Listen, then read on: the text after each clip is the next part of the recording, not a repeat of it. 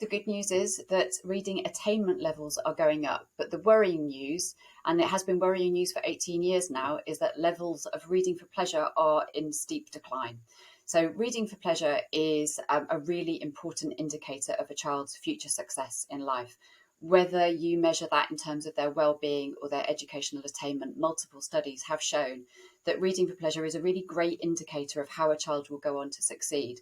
So we want all children to have those life-changing benefits, and to have more children having the opportunity to read for pleasure, to read for choice, to pick up books and enjoy reading. And also, the worrying statistics as part of this research is that it's particularly bad with disadvantaged families as well, isn't it? Absolutely right. Yeah. So those levels of reading for pleasure are in decline, and those figures particularly acute when it comes to families from disadvantaged backgrounds. So the National Literacy Trust has shown that around 500,000 children do not have a book of their own at home, which of course is really concerning, because having access to books, and particularly having books at home that you can pick and choose for yourself and feel a sense of ownership of, is incredibly important for knowing that reading is for you and it's something that you can do for yourself.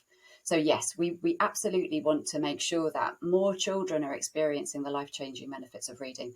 And World Book Day itself has a particular emphasis on making sure that we can reach and be part of children's lives when they are living in poverty and from disadvantaged backgrounds. So this year particularly, we've made sure that there are lots of ways that children and families can take place in very inclusive ways that don't have to cost a lot, if anything at all. There are loads of ways to celebrate World Book Day.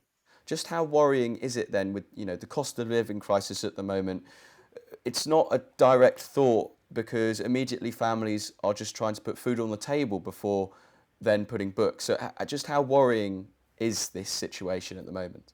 I would say incredibly worrying. You know, those levels of reading for pleasure declining for the last 18 years shows that we need to take some serious action to make sure that children are having access to books and a wide range of inspirational books that will help them become readers, whether that is at school through a really well stocked school library, which a lot of schools don't have, or having books at home. It's worth noting that the World Book Day £1 books go out far and wide, and 1 in 5 children who receive free school meals tell us that it is the first book they've had of their own. You know, so it's concerning because we want to see all children benefit from the life changing benefits of reading for pleasure. So making sure that everybody, all children, all families, have both got access to books and reading and the wraparound support for reading, but also can see it as something that's important to their lives and accessible for them to do, is, you know, that's what World Book Day is all about. When we think about, reading for pleasure as a child, just how important is it? Because I don't think when you're a child, maybe you don't quite understand why it's useful, but it's not just useful for jobs or reading in literacy skills. There's so many other things involved as well in knowledge, so many things. Absolutely. And those things are all incredibly important. So, literacy skills are, of course, at the foundation. When children are reading for pleasure, what they're doing is exploring the world around them. They're finding out about cultures, about experiences that otherwise they wouldn't necessarily get introduced to. They're developing empathy skills, which are incredibly important these days. And more importantly, they're developing this sense of autonomy around exploring the world for themselves.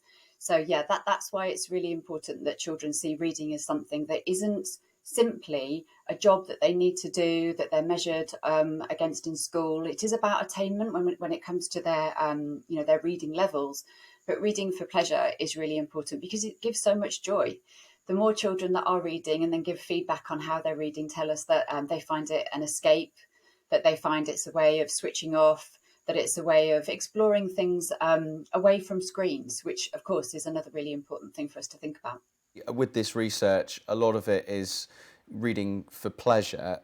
So when we think about technology and social media, how has that influenced kids reading for pleasure with a book rather than, chatting to their friends or watching a film online or anything like that? It's part of the mix, and we have to appreciate that children are living in this rich mix of media content opportunities. So there is some great evidence, again from the National Literacy Trust, that shows that particularly children who otherwise don't see themselves as readers can be brought to reading through electronic formats. So whether that's audiobooks, which lots of people enjoy audiobooks as well as reading printed books, or whether that's ebooks.